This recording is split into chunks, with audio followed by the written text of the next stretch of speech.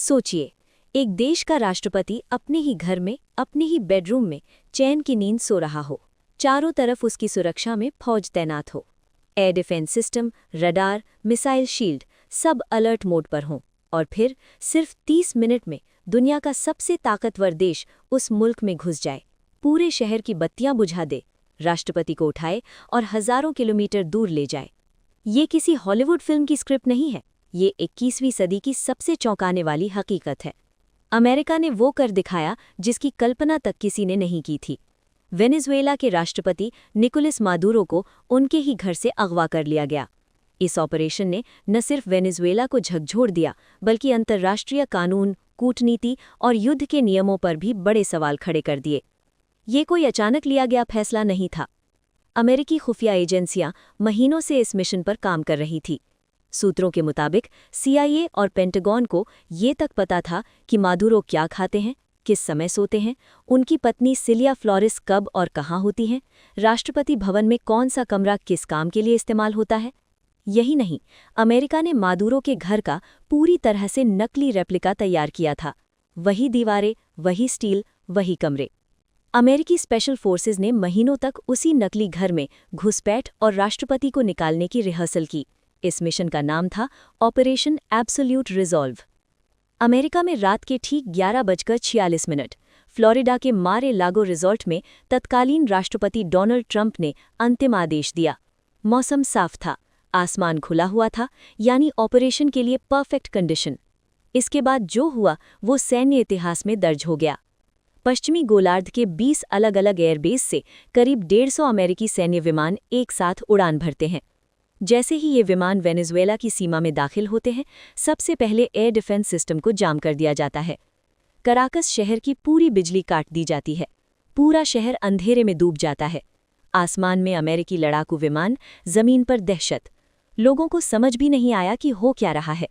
शहर में जोरदार धमाके गूंजने लगे, कान फाड़ देने वाली आवाजें। लोग घरों से बाहर भागने लगे। ये कोई सीमित रेड नहीं थी, ये एक फुल स्केल मिलिट्री अटैक था, हवा से भी, जमीन से भी। वेनेजुएला सरकार के मुताबिक कराकस के अलावा मिरांडा और लारा जैसे इलाकों में भी बमबारी हुई। एक महिला का घर पूरी तरह तबाह हो गया, छत उड़ गई।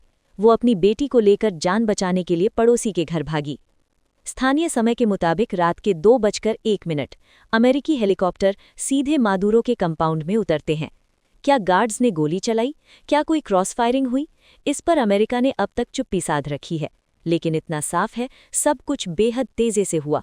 सिर्फ 30 मिनट और ऑपरेशन खत्म। अमेरिकी सैनिक मादुरो और उनकी पत्नी को लेकर वहां से उड़ जाते हैं। सुबह 4:29 मादुरो को एक अमेरिकी एयरक्राफ्ट कैरियर पर चढ़ा दिया जाता है। इसके बाद सीधी उड़ान न्यूयॉर्क। डोनाल्ड ट्रंप बाद में एक तस्वीर साझा करते हैं, जिसमें मादुरो ग्रे ट्रैक सूट में आंखों पर पट्टी बांधे नजर आते हैं। जैसे ही विमान न्यूयॉर्क के Stewart air national guard base पर उतरता है, दुनिया को यकीन हो जाता है कि अमेरिका ने सच में एक देश के राष्ट्रपति को उठा लिया है। ट्रंप का दावा है कि इस ऑपरेशन में कोई अमेरिकी सैनिक नहीं मारा गया, लेकिन न्यूयॉर्क टाइम्स की रिपोर्ट कुछ और कहती है। रिपोर्ट के मुताबिक इस हमले में कम से कम 40 आम नागरिक मारे गए। ये वो लोग थे जिनका राजनीति से कोई लेना देना नहीं था। इससे पहले ड्रग रनिंग बोट्स पर अमेरिकी हमलों में 100 से ज्यादा लोग मारे जा चुके थे। सबसे बड़ा सवाल यही है। डोनाल्ड ट्रंप ने साफ कहा, जब तक नया नेता नहीं चुना जाता, अमेरिका ही वेनेजुएला को चलाएगा। उन्होंने चेतावनी भी दी कि जरूरत पड़ी तो अमेरिकी सेना जमीन पर उतरने से पीछे नहीं हटेगी। हैरानी की बात यह है कि अमेरिका ने विपक्ष की नेता मारिया कोरिना मचाडो के साथ भी दूरी बना ली है। हालांकि मचाडो ट्रंप को अपना नोबेल शांति पुरस्कार समर्पित कर चुकी हैं। वेनेजुएला की सुप्रीम कोर्ट ने उपराष्ट्रपति डेल्सी रॉड्रिगेज को कार्यवाहक राष्ट्रपति नियुक्त किया है। कोर्ट का कहना है वो देश की संप्रभुता की रक्षा करेंगी। डोनाल्ड ट्रंप ने भी संकेत दिया है कि अगर रॉड्रिगेज अमेरिका की बात मानती है तो शायद कब्जा न किया जाए। ये ऑपरेशन सिर्फ एक सैन्य कार्रवाई नहीं था, ये एक संदेश था। एक राष्ट्रपति का अपहरण, एक देश पर बमबारी और फिर उसे चलाने का दावा, इसने 21वीं सदी में युद्ध और कूटनीति की परिभाषा बदल दी है। ये कहानी यहीं खत्म नहीं होती, इसके असर आने वाले सालों तक दुनिया देखेगी। क्या किसी देश के राष्ट्रपति को इस तरह उठा लेना सही है? फैसला अब दुनिया को करना है। Bureau report, ANP news. अगर ये वीडियो आपने देखा और लाइक शेयर नहीं किया तो सच दब जाएगा। लाइक करें, सब्सक्राइब करें और इस खबर को हर जागरूक इंसान तक पहुंचाइए।